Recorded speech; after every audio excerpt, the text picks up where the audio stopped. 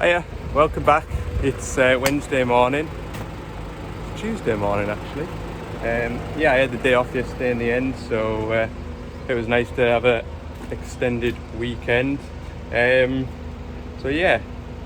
very much everybody that subscribed. I've clicked over to 900 subscribers on the old YouTube now, so that's tremendous.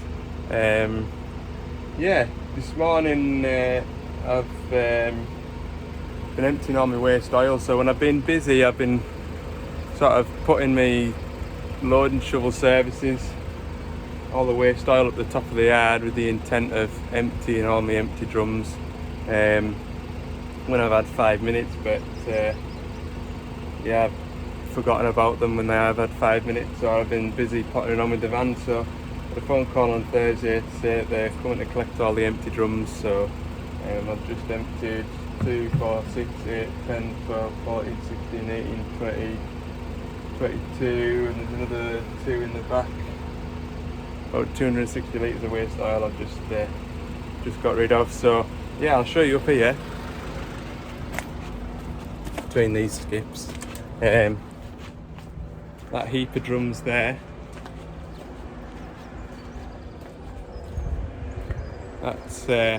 that's all the oil that I've used over the last five or 6 months. It was cleared away just before Christmas, so I think that's a good effort, that, to be fair. Get through the oil. Right, I'll empty the van, and while I'm emptying the van, you can have a look at what I got up to yesterday evening. Please have spotted this. It's Monday afternoon, and just came home from a day out with the family, and my tyre's flat on the van. So I'll get it off and have a nosy, see if I can spot where it's leaking. Yeah, so when I got home, the back tyre was flat on the van. Changed it out last night for the spare one. And I've had a look over this one, and I can't see anything sticking out of it. I would imagine I picked a puncture up when I was in that skip yard on Friday afternoon. Just had a slow puncture. Thankfully I got home. So yeah, today's job, I've got a service on a 14 tonner. The radio's not working, so I've got a new radio and some speakers just in case. The dipper arm is dropping, so I've got a lock valve just in case. It's coming up on the screen saying GPS antenna fault, so I've got a GPS antenna. And also the front windscreen, the cable's snapped that goes up into the roof lining, so I think that's everything that I need to do with that digger. We'll see, but it's a good day's work there, and it'll be about an hour or so to get up to where the digger's working, so it'll be after 10:30 anyway when I get there. Right, let's crack on.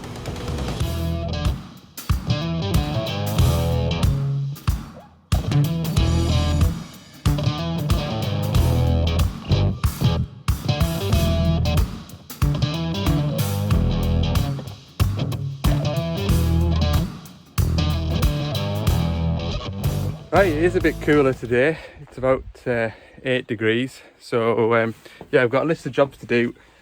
First one, or one of the jobs that I'll do first, is keeps coming up on the screen saying satellite antenna lost.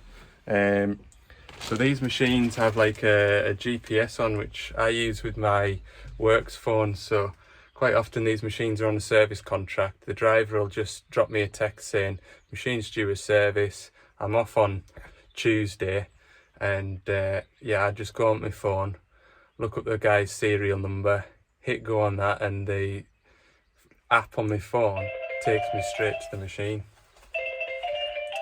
Don't like this noise. I'll catch you in a minute. Right, so where was I? These diggers have what they call Doosan Connect, so I can access the machine via my phone. It only updates at the moment every 24 hours, so I can't sort of live track it. It just does an update every sort of 24 hours. but the latest generation of diggers should be live, so I'll be able to see engine RPM, coolant temperature, etc. live on the machine. But yeah, this one on the screen, it keeps coming up with GPS antenna lost, so I'm going to replace the GPS cabling for it. Another problem is the radio isn't working. So the radio looks like it's smashed. But sometimes I've found that the speakers just stopped for no rhyme or reason. So I'm stripping all the back of the cab out at the minute. I'll need to take the roof lining out as well to replace this cable, so just strip the whole lot out and get those 3 jobs done, whether it's the radio or the speakers. Either way, I need to take this out to run the GPS cabling around.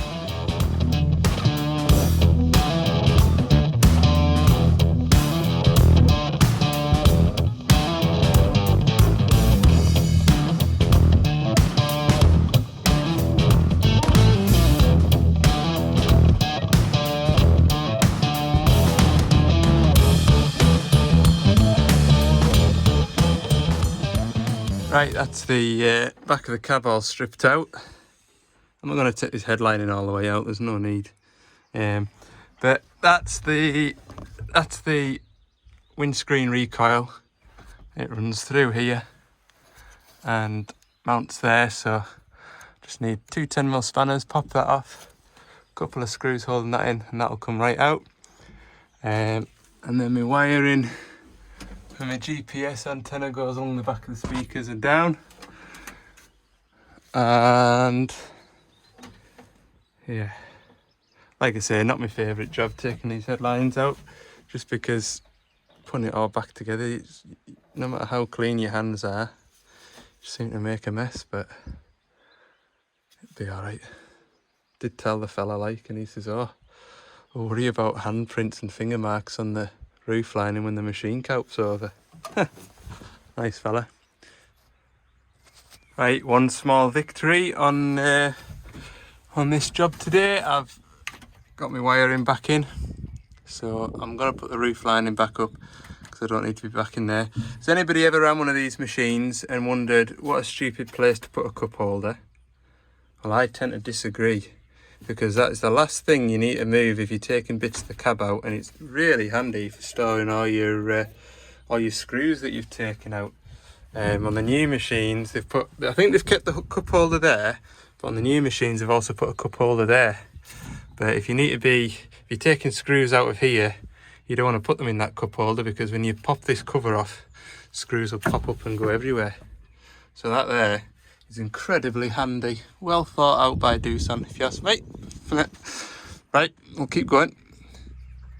I've just finished cleaning the headlining from where all my mucky fingerprints were, and I thought I'd show you this stuff. It's Brisk Vif Auto, it's called. It's by Auto Smart, and it's like a upholstery cleaner. There's a big black mark of grease on there. I thought I'll give it a go on there because it looks like it's been in there for a while. So I'll show you this mark on here, and I'll give it a bit of spray with this tackle. Let it soak in, and I'll show you the after. So hang on. Right, there's the after. So I just spray it on and then sort of rub it in with a clean cloth, and then give it a little bit of a scrub. For 30 seconds it's taken us to get that mark out of there. Really good stuff that. I'm not sponsored or paid anything for for advertising it, but I like that stuff, it's good. Another one off the list now. I've replaced both these speakers. I've also replaced the radio as well, because the screen was cracked. It wasn't showing any of the stations on there, so he wanted that replaced as well. But yeah, these speakers, I've noticed it more on second-hand machines when they're traded in. The radio will be working fine, and then if it's sat in the yard for a couple of months, sometimes, not every time, and I don't think there's a rhyme or reason to it, but the radio just stops working, and I would say 80% of the time it's the speakers. And it doesn't seem to be just one, it seems to be the pair. They go as a pair. So Yeah, there was somebody asked me on Instagram, I think, what was wrong with his radio. He'd been without a radio for 4 months, and I think I suggested it's probably going to be the speakers. The speakers aren't expensive, and I can't remember whether they're £40 a piece or £40 for the pair. I think it's £40 for the pair, to be honest with you. So it's not savage. And all you need to do is take the 2 screws out of the sunglasses holder, and there's 2 screws next to the window there, and then this plastic cover just pops off on clips, and you're straight at them there. So yeah, new radio, new speakers done, and I'll do this GPS antenna now. There we go. Cab is all built back up. Yes, I did wipe it down with a cloth before I put it back in, only because it was absolutely pouring down, or it is pouring down out here at the minute, so it was soaking wet. Right, next job, I'll have a look at that lock valve. Another thing that you might find interesting, so this machine is mainly used for building access roads, agricultural and forestry roads. So he's got the 140 conventional with a blade on it, and I think we did this. We made a slight extension to it, and then he's got different length blade extensions that you can slot into here, which I think is a really good idea. So you can use that for dozing out his stone. And then what we did is we put a rocker switch. So this is a joystick out of a wheeled excavator. We've got this rocker switch here, so he can use the thumb wheel here. In this case, has he got it? Yeah. He uses this rocker switch to swap between using this thumb wheel for the blade up and down, and then you can flick it the other way and it'll work his tilting hitch, because he runs his tilting hitch off his rotate circuit, just because it's a lot finer and sort of slower, which I think is a great idea. But we put in this solenoid valve, changeover valve up here. So this is the changeover valve. So you've got your pipes coming from your rotate kit into this valve here, and it'll either go into here and work the tilting hitch, or the pipes will go down here and work the blade function.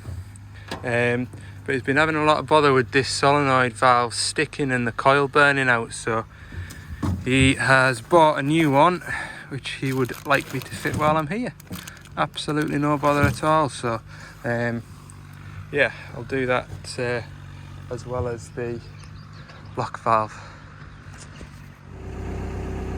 So you can see that mark there, that's sort of this mark here is where the ram stops, so it's moved that much. You can almost see it moving in about 2 minutes since I've stopped it.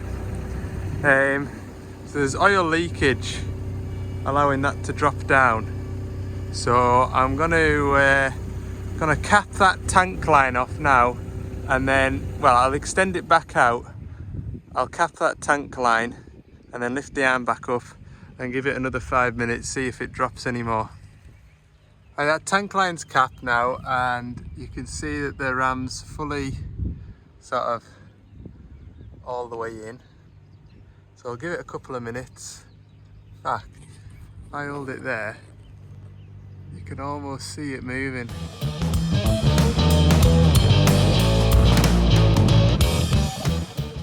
So the arm still continues to fall with the tank line on that check valve capped off. So when I've had issues with the check valves before, if you cap the tank line off, the arm stays still because the oil in the ram's allowed to escape through the tank line back to the tank.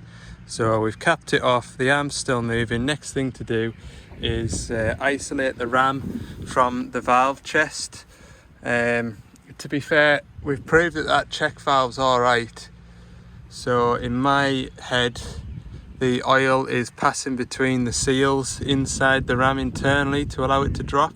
but just to prove a point, to isolate it from the valve chest, I'm going to remove the 2 pipes and cap them off, and then that'll tell me then if the arm's still moving, then it's an internal fault inside the ram. Simples. So I've capped the pipes off and lifted the arm up, and I think it's still dropping. Obviously I've introduced a bit of air into it, so when I lifted it up it did come out about an inch or so.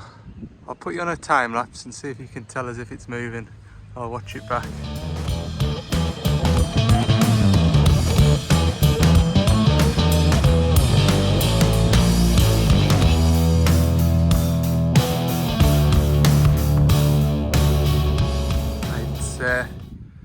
It's come out about a good 1.5 inches or so there, hasn't it, from where we left it, which was sort of there-ish. So I'm going to say that the ram seals are worn. Right, that's the new changeover valve fitted, and I'm just checking it out now. So yeah, I really like this. What I would finish it off nicely would be, in the back of here there's a screw. You can undo the screw and pull this whole bit out and turn it through 90 degrees, so you're up and down on the blade would be sort of up and down like that. But then I suppose when it's changed over and it's on your rotate lines, perhaps that would be a bit foreign. But anyway, yeah, this is the back of the switch here. So at the moment it's set for the rotate, which nothing's plugged into the rotate. He's got his tilting bucket off the 2-way lines, which is fine. And then if I set it to the next position, I think that's a really neat mod. The only disadvantage of that is because it's running on the rotate circuit. Rotate, I think max pressure on the rotate is 100 bar, 40 litres a minute. So it is slow, and also it's just got enough pressure to lift the front of the machine up and no more, so you don't get full machine pressure. But I guess for what he uses it for, dozing out stone, it's ideal for him. Right, I am gonna drop the oil out of this and call it a day. Right, just after 5 o'clock, that's all my jobs finished on that digger. It's felt like a long day just being in the one spot all day, but it's not been unpleasant. The weather's been mostly dry, to be fair, and yeah, the views aren't too bad. So I'll catch you in the morning. It's Wednesday morning, and I've just been at the auto electrician's to pick up my rear camera kit, so I'll show you what it looks like just now. So I've gone for a camera kit that uses the Mercedes screen, so then I've got an extra screen to try and fit, which is going to obscure my view and just get in the road generally. So that's the brake light camera, so I'll take the original brake light out and fit that, and then looks like I'll run that all the way through to the front, and then it gives us instructions how to pull all this apart. And I've got this bit of wiring loom here, which is gonna bring it alive, hopefully. Anyway, I think I'm gonna need a good half a day to fit this, and I haven't really got half a day. I'm meeting a customer at on site for 11 o'clock. So meeting a customer on site at 11 o'clock. With a complaint. I'm also meeting the workshop foreman from Castle Douglas. He's coming down to meet us as well to discuss 1 or 2 things with this fella's machine, so probably won't get any filming done for this morning. Don't know how long we'll be, but yeah, if I get back to Carlisle for a decent time I might have a go at fitting it, but I'll run through to the workshop now and put the mud flaps on the van, and yeah, we'll go from there. Right, I'll see you at the workshop. So I give the van a wash off, because I thought if I put a mud flap on and there's a load of muck buried behind the sill, then that'll just sit there and rot the sills out. So I'll give it a wash off. Disadvantage to that is I get in absolutely soaked, but that's the first one on. very easy to fit, to be fair. So the wheel lining is clipped in with these plastic cap, what do you call them, like a plastic rivet. You take them out and then you put these metal clips in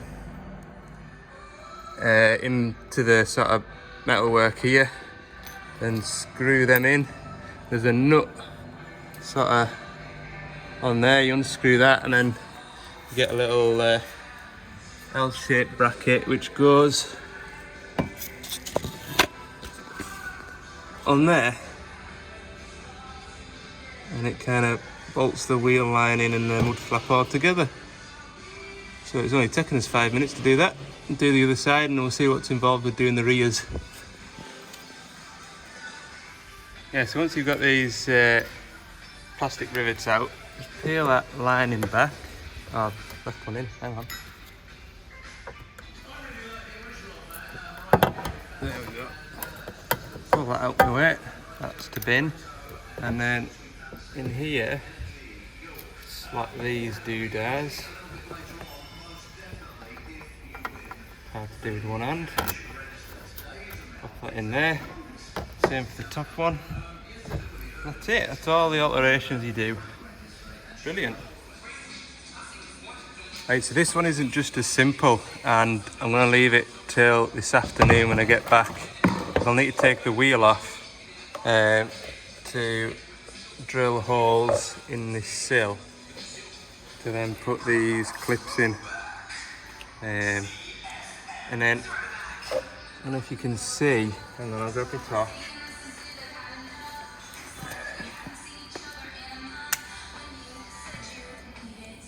That stud there is supposed to be threaded, and it's covered in underbody coating and paint, so I'll need to clean those threads up, which will be fun.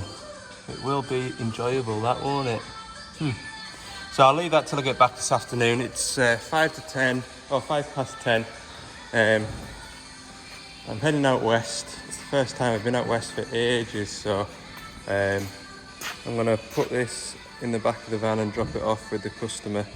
We'll be going past, so we'll get that done. Put that in the back of the van now.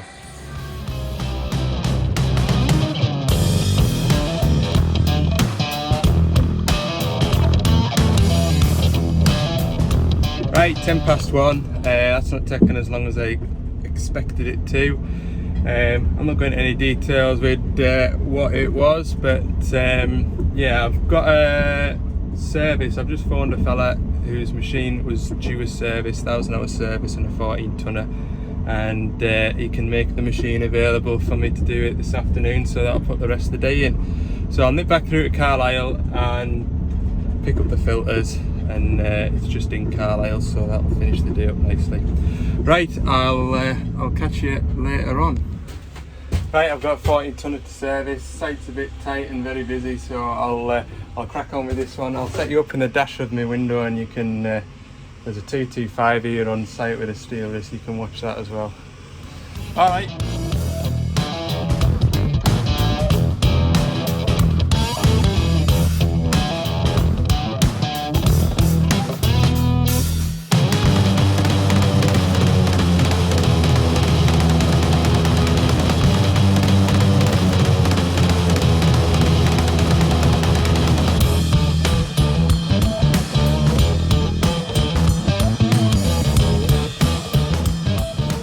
Right, that's the end of the video today. Hopefully you enjoyed that time lapse of that 225 working while I was servicing that 14-tonner.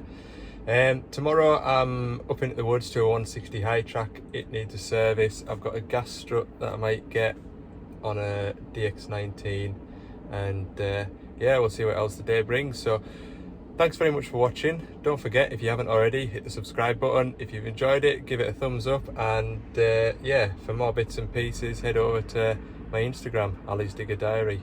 Right, I'll see you in the morning.